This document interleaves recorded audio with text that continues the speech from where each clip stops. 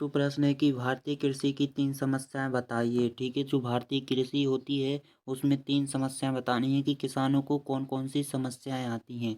भारत की कृषि अधिकतर कृषि समस्याएँ प्रादेशिक समस्याएँ हैं जो इस प्रकार से हैं।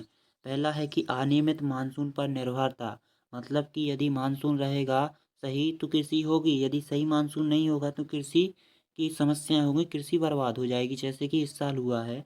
और निम्न उत्पादकता, सबसे कम उपज होती है भारत में, ठीक है, कृषि की।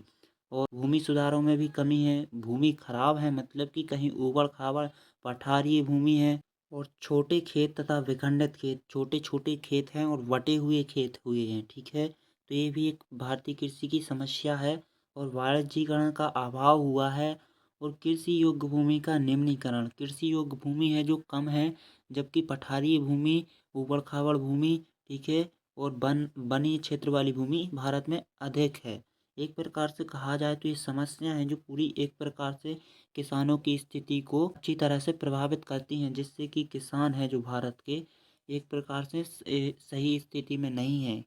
ये देखो, किसान आंदोलन भी कर रहे हैं ना, पंजाब हरियाणा के किसान, कि केंद्र सरकार उनको कुछ सहायता प्राप्त करे, तो नहीं, केंद्र सरकार उल्टा उन पर आंसू आंसू गैस छोड़ रही है, कटीले तार, करंट वाले तार बिछा रही है, ठीक है, कांटे बिछा रही है ताकि आंदोलन ना कर पाए, गड्ढे खोद रही है, रातों रात सीमेंटों की दीवार खड़ी कर रही है ताकि ये केंद्र सरकार तक ना पहुँचे। एक प्रकार से आंदोलन को सरकार द्वारा दबाया जा रहा है। ये भारत में किसानों की स्थिति बहुत दयनीय है समझ में।